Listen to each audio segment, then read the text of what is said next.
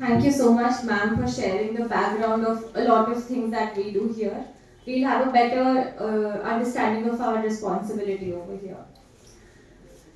I welcome Sanjay Poddar, sir, Senior Advocate, Adhyaksh of Delhi Prant Adhivakta Parishad. It is now my privilege to introduce our next speaker, Dr. Nisha Dhanraj Devani, an Associate Professor in the Department of Law with over 11 years of teaching experience and 2 years of industry exposure.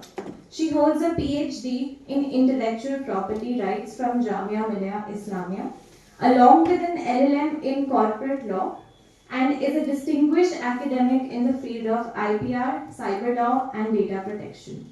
Dr. Devani has been a resource person and expert speaker at numerous national and international platforms, contributed extensively through research publications and edited books with international publishers, and actively engages in academic discourse through conferences and workshops. Her work truly reflects a strong blend of academic depth and practical insight, making her an inspiring voice for today's legal community. Ma'am will be sharing light on admissibility of electronic records in court cases, collection, preservation, and production. I would request everyone to join. Welcome ma'am with a applause.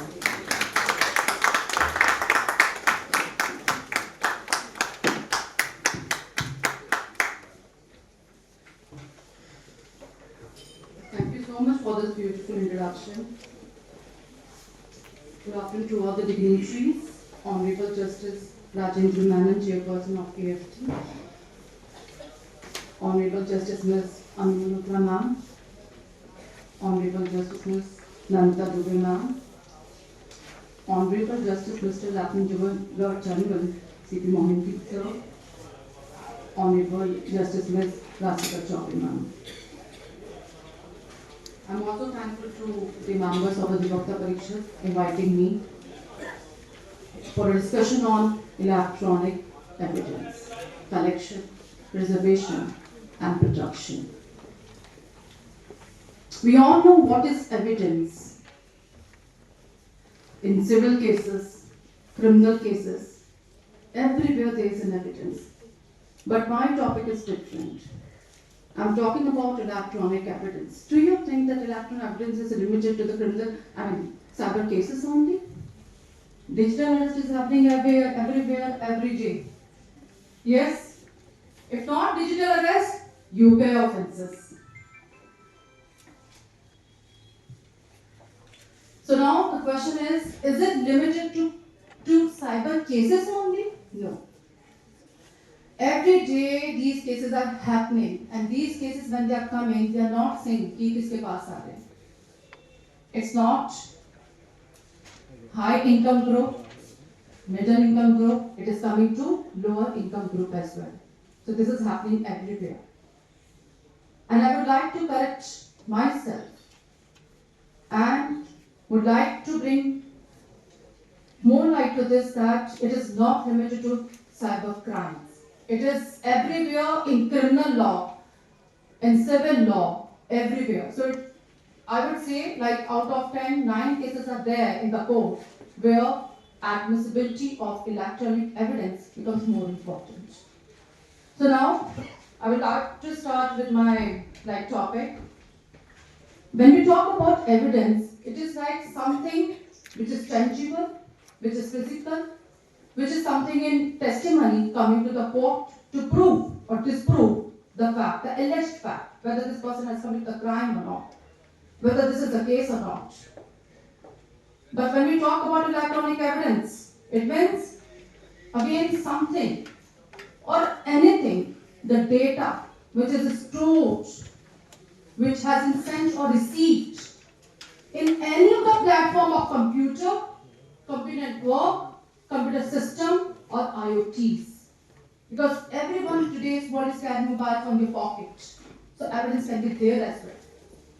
Now the question is, if this is the electronic evidence, then what the question I need to consider when the case is coming to me?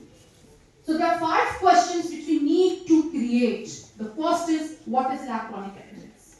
where it is, when it can be like important for me to collect, how it can be preserved. And apart from that, this role and responsibility in criminal cases is given to IU, investigation officer. In civil cases, subject court, I'm waiting for. But where is the law? When you talk about the law, India has only one law in the year of 1882, and that was Indian Evidence Act. Section 3 was there, which was talking about only evidence. After 1882, in the year of 2000, we changed it. Why? Because the Information Technology Act had come. और जब ये act आया, इसने आते के साथ कई सारे लेजिस्लेशन को चेंज किया, including our Indian Evidence act.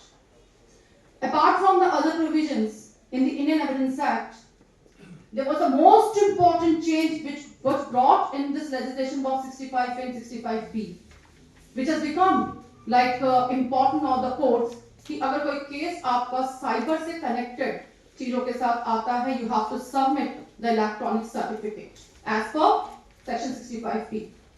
Now the question is, जब ये 65B आ चुका था, क्या ये implementation में था? I would like to bring this to your notice that there are many cases, there are various cases where the question on section 65B of Indian Evidence Act of 1882 was raised. The first case was Navjot Sindhu ka case, 2005, where it was held that if investigation officer is submitting something in print in relation to phone record, it will be considered by the court. There is no need to submit the 65B certificate. We can avoid it.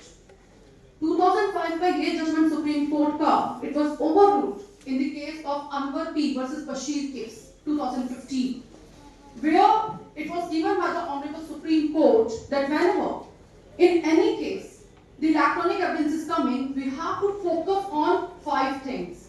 And these 5 things are coming as I, D, F, C, S. I would like to describe this to you. I for identification. What is my electronic evidence? D, describe the manner. In what way you are getting this electronic evidence to the court. C, certificate, which is given in 65B. S, signature. Whenever you are submitting this certificate to the court, it has to be signed by the authority, by the person who is the owner of the device. And then the last is, I think so I have explained this as well, in connection with IDFCS. No doubt, Anwar P का case Supreme Court का बहुत important case था 2015 का. It was much considered, but again it was not implemented. You can see the judgments of again the Supreme Court in the case of Sonu versus State of Haryana and plus Shafi Muhammad ka case. In these two cases, it was said that 65B certificate is just a curable defect which can be cured with the help of affidavit submitted to the court. Now the question was, when we talk about the electronic evidence which is coming to me, submitting to me with the help of hash value, where the device, the model number, everything is written, do you think it can be replaced with the help of the affidavit? The most important question which came to the court. And unfortunately, the Supreme Court held in this case that it's a curable defect. Affidavit can be submitted where it is not like it is not accessible, it cannot be like produced in the court.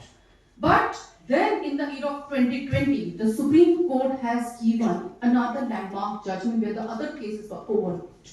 And it was the case of Arjun Pandit Rao versus Kailash. In this case, for the first time, the court made clear that if you have the original evidence in relation to your case is asking what?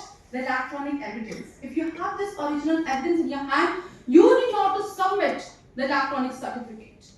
But if you do not have, or you are having some secondary evidence, then in that sense, you have to submit the 65B certificate. It is indispensable. You cannot avoid. It is mandatory in your case, and you will have to submit. If you do not submit, the court is not going to give any way, the court is not going to provide any admissibility to your electronic evidence. Now the point is, why I'm discussing these all cases to you of 2005, 17, 18 and 2020's case? because electronic evidence nowadays has become a most important evidence. Now, when we talk about electronic evidence, the collection, the preservation, and the third point is production. These three things are very much important. The collection, why it is important? Because this evidence is like volatile in nature. It can be destroyed, it can be spoiled if you're not preserving it in a proper manner. So now the point is how to collect. Just imagine if my evidence is in the computer. The computer is having various parts like keyboard, monitor, CPU. जब rate पड़ती है तो ये देखा जाता है कि मुझे किस तरीके से कलेक्ट करना है. Just imagine, हमने जमतारा का नाम सुना है, very much famous for UPI offences. Now the point is just imagine rate पड़ा है और जहाँ पे 200 के करीब कंप्यूटर्स मुझे मिले हैं, 20 के करीब मुझे पेन ड्राइव्स मिले हैं और उसी के साथ कुछ मोबाइल फोन्स हैं. Investigation officer has come there with his team. Can he touch the crime scene without the cyber experts? No. These are the important standard practice which we have to follow. Investigation officer, he has to be with the cyber expert. Why it is important? Because again, the paper which you are having, you can see here the 6 steps which are involved. The first is I have to identify that what is the electronic evidence. The hypothetical situation which I have given to you can see here, यहाँ पे बहुत सारी मेरे पास evidence है. It is in the computer, mobile phone, pen drive. Now the most important question, while I am identifying these all evidence, is it important for me to bring these all evidence to the court? No. Because I have to bring to the court the relevant facts, the relevant evidence as per my case. Now the point is, who has to identify this? The cyber expert. In 200 computers में से only 10 computers they are working, others are not working. These are the 10, you can say desktop जहाँ पे मैं देख सकती हूँ कि screenshot पे the complete data is given, and this data is showing that in the next month who, when, where is going to be targeted. So when investigation officer, he comes there, he has to take a screenshot. This is how I am going to capture my crime scene. And then I have to wait for the cyber experts report. Those 10 computers, not other 90, are important to be bring to the court. One. Second, pen drive or the other evidence I have to send to the FSL, forensic lab. I have to wait for that evidence as well. Now the point is, while I'm leaving my crime scene, what are the important SOP I need to follow? First, the most important, that I have to, like जितने भी हमारे computers वगैरह connected हैं sockets उसको remove करना बहुत important होता है. One thing. Second, laptops वगैरह, mobile phones, इनको Faraday bag में डालना बहुत important होता है. But now the infrastructure is a big problem. India has 28 state, 8 union territories. Can we expect कि सारे state में union territories में you are having Faraday bags? No, it is not. Now what we need to do? We have to remove the batteries. This is the second SOP which is very much important for you to follow in the criminal cases.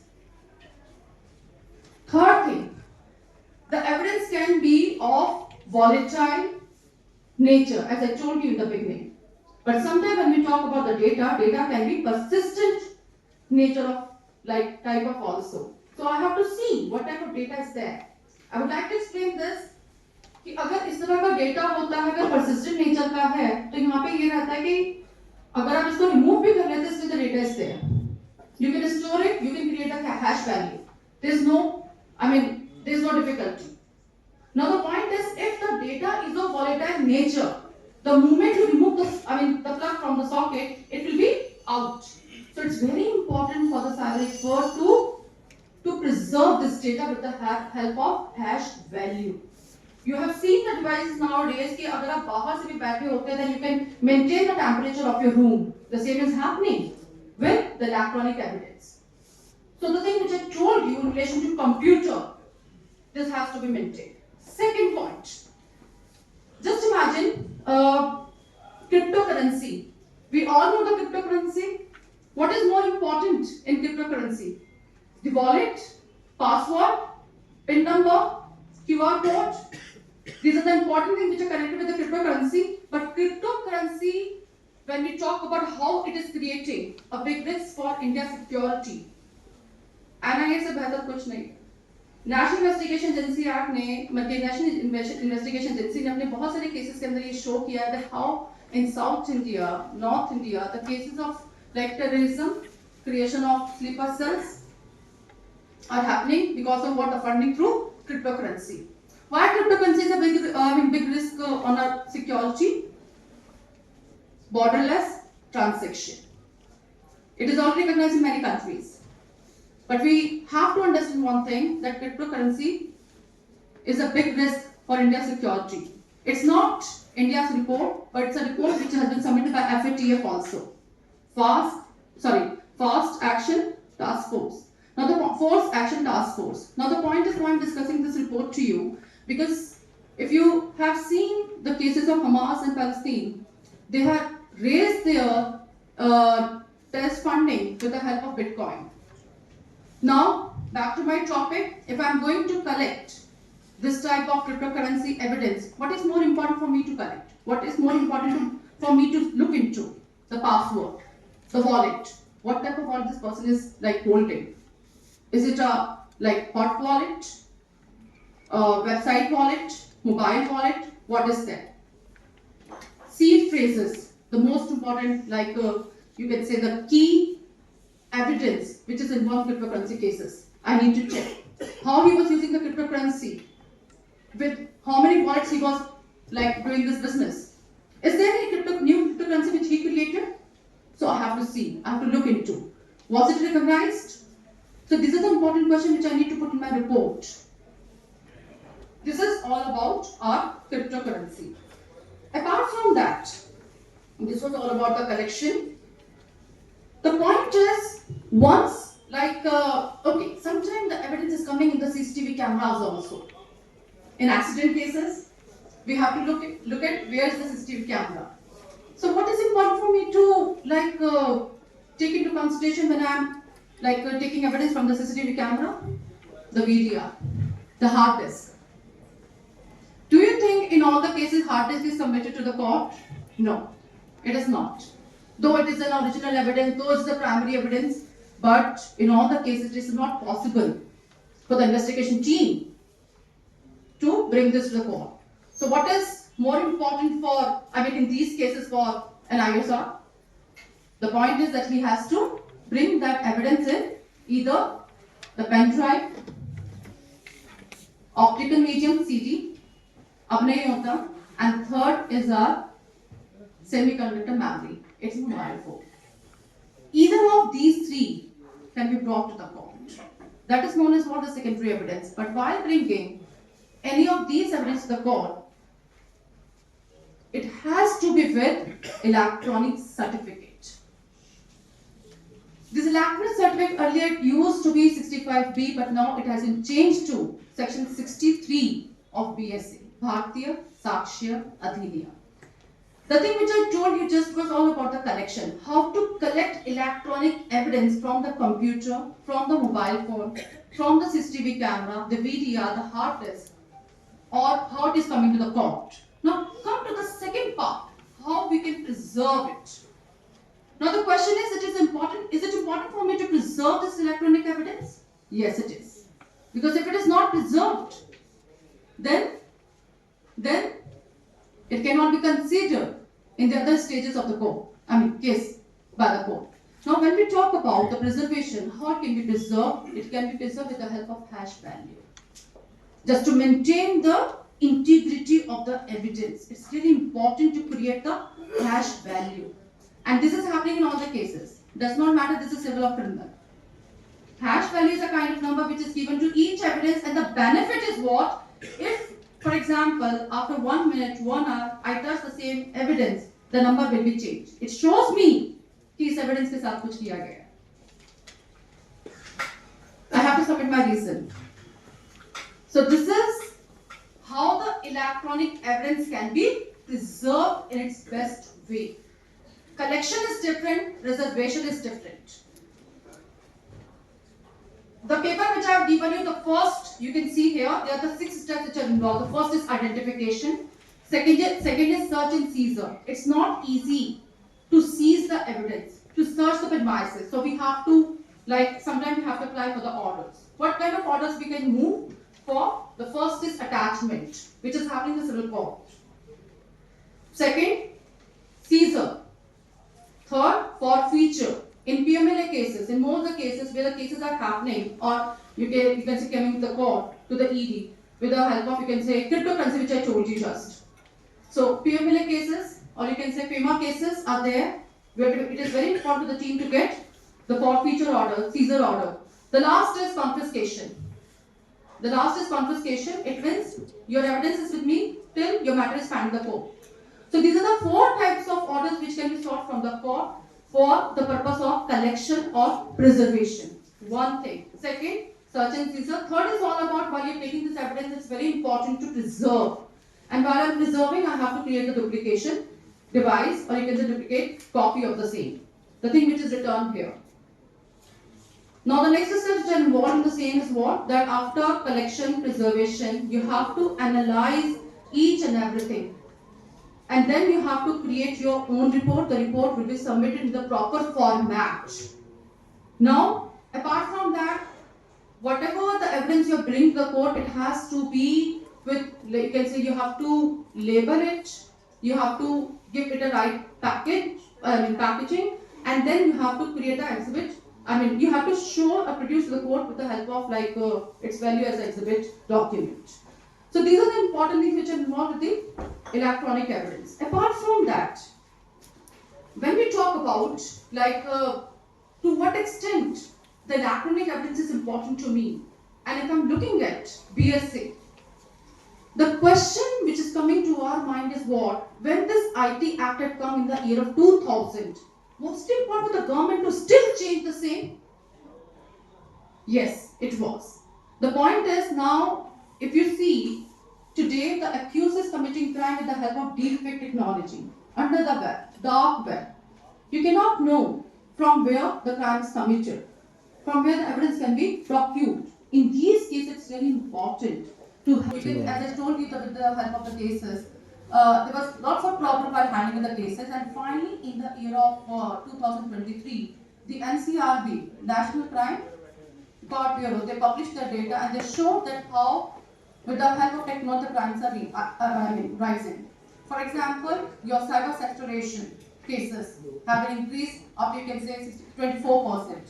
Digital arrest cases, AEPS cases, Aadhaar card cases, which are known as.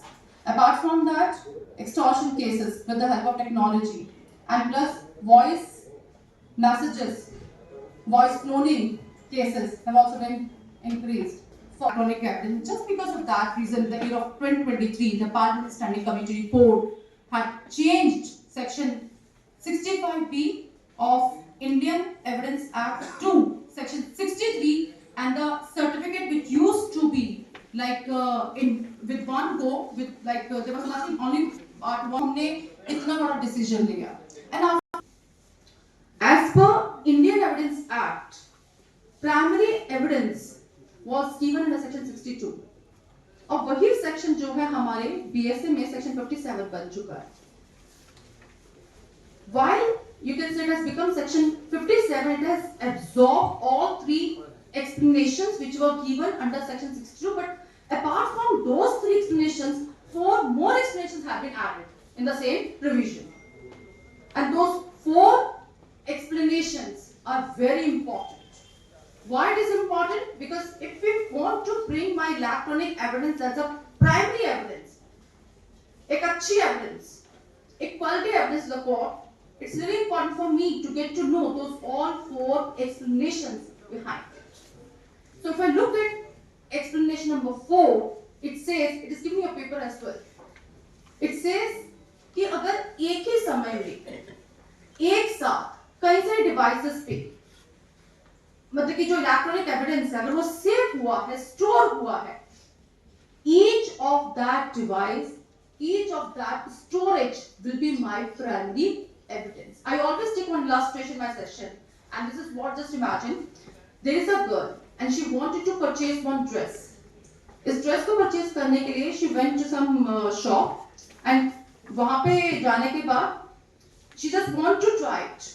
वहाँ पे trial room था, but she was not aware in the same trial room there was a hidden camera also. Now the point is, जब ये हो गया, मतलब उसने change किया, उसने देख लिया कि I want to purchase this dress only, and after purchasing this dress she has left. When she left, the next morning, her friend came and she said, there is some video which is viral with your face on social media. She was shocked. She was alarmed. How is it possible? मेरा कैसे हो गया? तो now the point is, her friend shown that video to her, and she said, yeah, ये तो मेरा ही है. She went immediately to the police station to report this matter. Now the police officer, what he will do? What he will do? He will immediately, he has to file the case. But this girl is really saying only one thing, that I need to remove. Just help me to remove that viral video from the social media. What is important for the officer in charge of the police station? बताइए? To launch the FIR or to remove that viral video from the social media? It's really important. यहाँ पे हम फंस जाते थे. तो यहाँ पे कुछ नॉन रिस्पॉन्सिबिलिटीज भी आईटी के थ्रू कनेक्ट किए हैं. I would like to explain this to you. Now in these cases, in these cases it's really important कि first of all we have to preserve that evidence also, and this is on the police administration. Now the point is, this girl is repeatedly saying कि भाई मेरा वो जो viral video it has to be removed. Now the point is कि क्या वो viral video, because I do not know who had created this video. I do not know who had created this video, but yes, it is viral on social media. Can it be considered as a primary evidence? Do you think this electronic evidence or the viral video can be shown to the court and the court can consider this as a primary evidence in this matter? In the case of voyeurism, this is the case of voyeurism only? Yes. Now the point is, in cases में ये question होता था और जहाँ पे बहुत सारे हमारे पास डिफरेंट जजमेंट्स आते थे.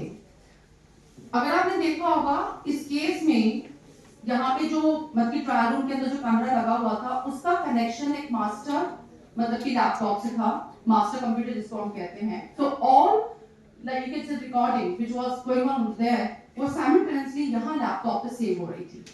मैं यहाँ पे स्किप कर रही इस वाले पार्ट का, would like to add on. तो यहाँ पे जैसे ये वीडियो बन रहा था, यहाँ पे मास्टर लैपटॉप था, मास्टर लैपटॉप पे मिस्टर राम बैठा हुआ था. ठीक है, तो all of a sudden he got his call from one of his friends Rahul की भाई मुझे ये वाला वीडियो जो है ट्रांसफर करो. राहुल ने वो वीडियो लिया और लेने के बाद उसने अपने लैपटॉप पे इसको स्टोर किया और स्टोर करने के बाद उसने सोशल मीडिया पे इसको वायरल कर दिया. And this is how this girl came to know about this viral video about her. In this entire scene, I told you that in the trial room it was created. Second, in this master, you can say computer laptop, it was stored and then it was transmitted to whom? Rahul. And then it was broadcasted by whom? Rahul. But in this case, the police, they got the video which was viral. Police is not, police doesn't know about that who created and how it was created. So in some cases में हमारे पास बहुत सारी तकलीफें होती थी, problems आती थी. If you see, अभी जो हमारे changes आए हैं, explanation number 4, it says that multiple files जो एक ही time पे बनती हैं with the help of one device, with the help of one creation. Multiple device, it means आपका trial room, camera, laptop. This is what multiple devices they are storing. So whatever I'm getting in my hand will be considered as a part of primary evidence. And primary evidence हमेशा एक अच्छा evidence होता है. Point number 1. Point number 2. If I do not get anything out of like this the crime which I told you just, I got it. You can say I got the laptop or the mobile phone. Just imagine. Now the point is, do you think the laptop, mobile phone, which is submitted to the police or from the police to the court, can be considered as a primary evidence? We all know primary evidence का value कितना होता है, weightage कितना होता है. Yes, it can be considered. क्योंकि our fifth explanation is all about the most important keyword. This is for the proper custody. Proper custody, it means for example for a child, her mother. ऐसे ही मेरा mobile phone, मेरा laptop, because I am the custodian. So just imagine the question which I raised was what? if this laptop or mobile phone picked up by the police and submitted to the court, can it be considered as a primary evidence? Yes, it can be. If there is nothing you can say in relation to कि इसमें कोई tamper नहीं हुआ है, वो relevant fact को consider करती है, definitely it can be considered. This is all about the fifth explanation which is attached to section 57, all about the primary evidence. Now the third point, the sixth explanation is very much important. If the video which has been created, stored, transmitted, or you can say broadcast, I use 4 words: creation, stored, transmitted, broadcast. Whatever the video you are getting out of that, if that video is authentic, nothing has been tampered, उससे कोई भी छेड़छाड़ नहीं हुई है, this can be considered as a primary evidence. This is all about sixth explanation, which is very much important in today's cases when we are handling the cases which are in relation to computer system, IoTs. The last and most important, just imagine कि police वालों ने क्या क्या वहां पे अपना red लगाया, red किया, उसके बाद सारी एविडेंस करी, लेकिन उसके बाद भी जब वो मक्की राहुल के घर पे गए, उसने सब कुछ डिस्ट्रॉय कर दिया, मतलब सब कुछ डिलीट कर दिया, but evidence does not that, वो कहीं ना कहीं मिलती है. तो उसने क्या किया, उसने साइबर एक्सपर्ट्स की मक्की बुलाया और साइबर एक्सपर्ट ने ये कहा कि ये तो टेम्पररी फोल्डर में चला गया. Now the question is, if this primary evidence is located और found in the temporary folder, still this can be considered as a part of primary evidence? Answer is yes, because the answer is given in the 7th explanation, which is attached to section 57. It says that if something is found in the temporary folder, automated memory, it can be considered as a primary evidence. So this is how you can say section 62 of Indian Evidence Act 1882 has been changed to section 57 with the help of these 4 explanations. The domain has become wider.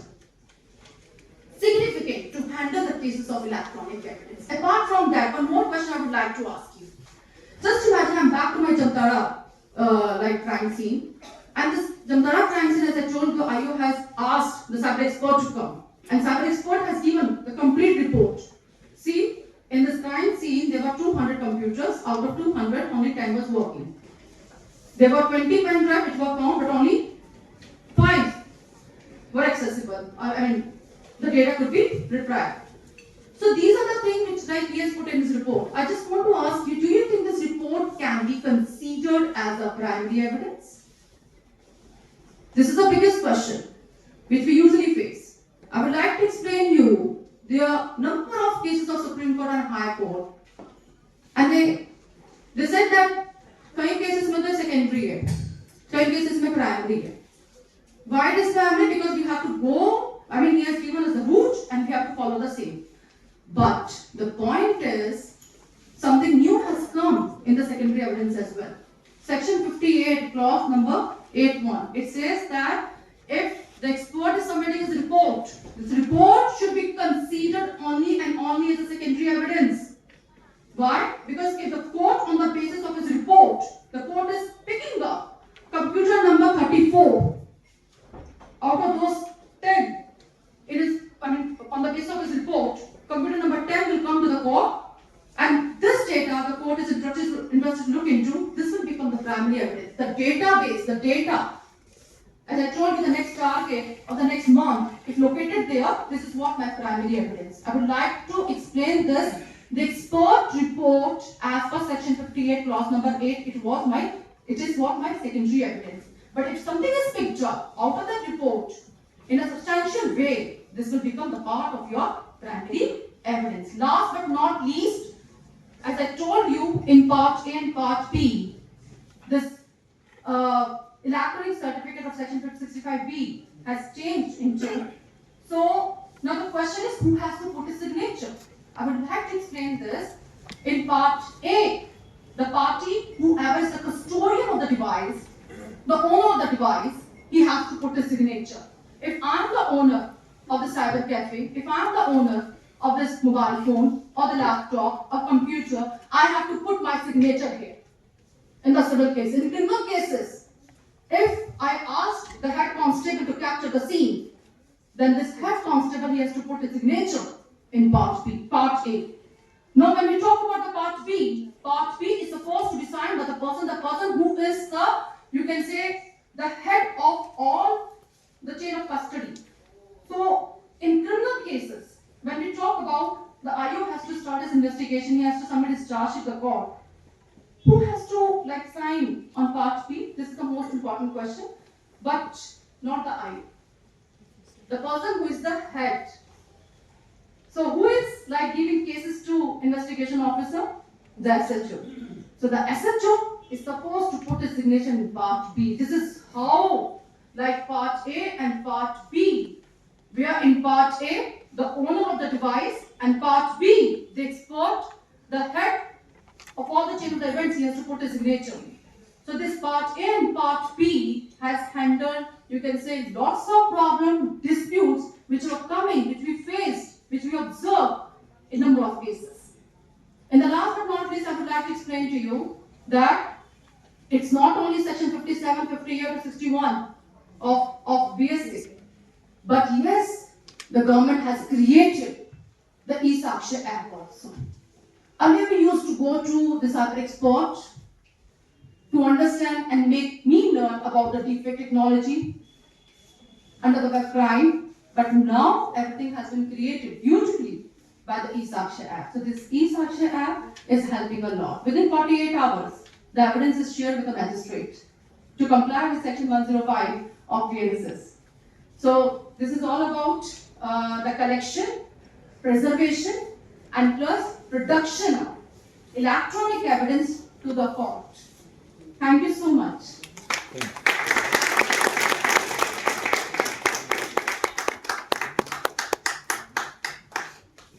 Thank you, ma'am, for such a threadbare explanation of electronic records, which will help us in our course of articles. Moving ahead, I would now like to invite our guiding light, our mentor, our own honorable chairperson. Sir truly needs no introduction, yet we would like to once again express our sincere gratitude for his presence. Sir is a retired Chief Justice of the Delhi High Court and has earlier served as the Chief Justice of the Patna High Court as well as the Acting Chief Justice of the Madhya Pradesh High Court. Since 2019, Sir has been serving as the chairperson of this honorable tribunal, and throughout this time, he has been guiding us with his fair judgments and inspiring us in our professional growth. May I now request Sir to kindly address and enlighten the gathering.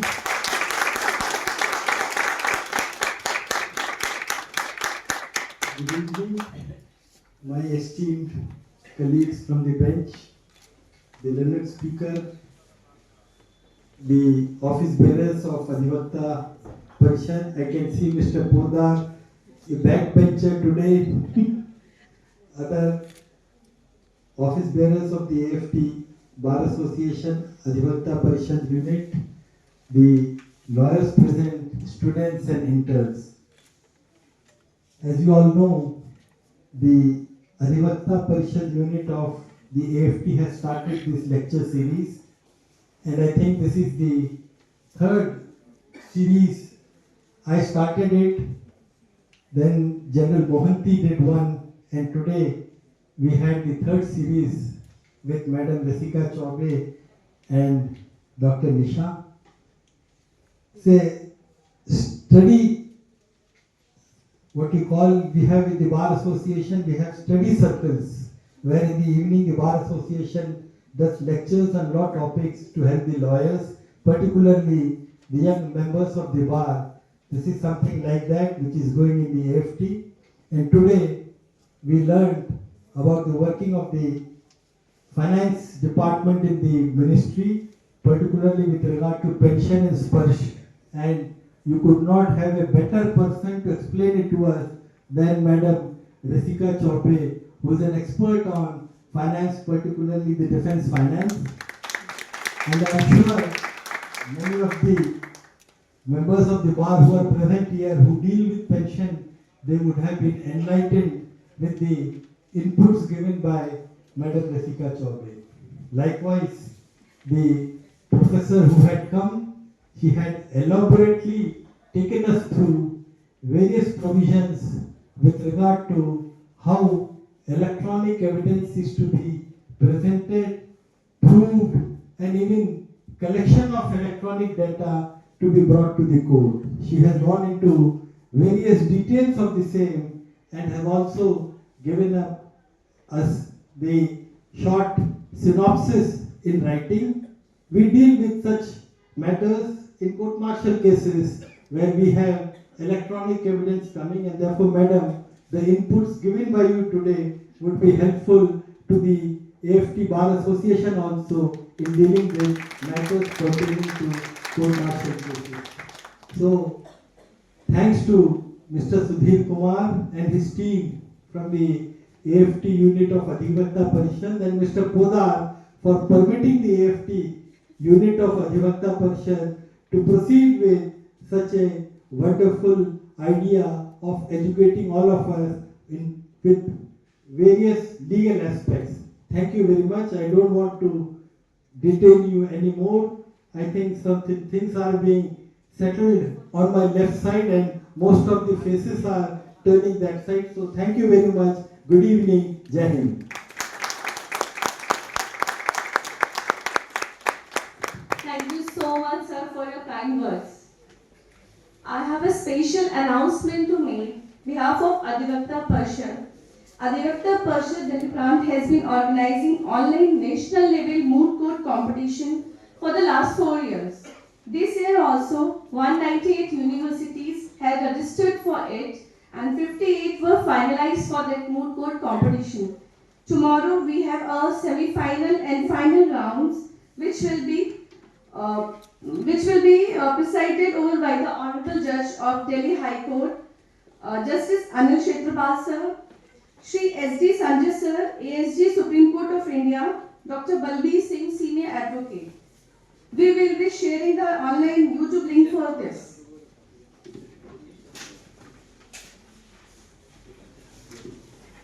Now I would request everyone. May I now invite Ritesh Agrawal Ma'am, Secretary Adhivakta Parishad AFT Ikai, for the vote of thanks. Thank you so much. इतना अच्छा session चला कि मन तो नहीं हो रहा है इसे फिनिश करने का, बट क्योंकि समय का अभाव है तो मैं यहाँ सबसे आप सबके यहाँ प्रस्थान और समय देने के लिए धन्यवाद देना चाहूँगी. हमारे honourable Shri Rajendra Menon chairperson sir, आपके जो वर्ड्स हैं बहुत ही ज़्यादा इंस्पायरिंग होते हैं. जब भी आप हमें कंक्लूड करते हैं ऐसा लगता है अगला प्रोग्राम कल ही रख लें. तो इसके लिए आपका बहुत बहुत शुक्रिया. और मंच पर आसीन सभी जजेस, सभी स्पीकर्स के लिए मैं धन्यवाद देना चाहूँगी. यहाँ पर उपस्थित सभी इंटर्न, सभी एडवोकेट, सभी ने अपने समय में से कीमती समय हमें दिया, इसके लिए आपका बहुत बहुत शुक्रिया. और अगर हमसे कोई गलती रही हो तो हमें बताएं ताकि हम अगली बार उसे सुधार करने की कोशिश करें. तो प्लीज़ हमारा मार्गदर्शन करते रहें और हमें इसी तरह इंस्पायर करते रहें कि हम इसी तरह से आगे भी भविष्य में स्टडी सर्कल कराते रहें. धन्यवाद. Now I would request everyone to stand for the national anthem.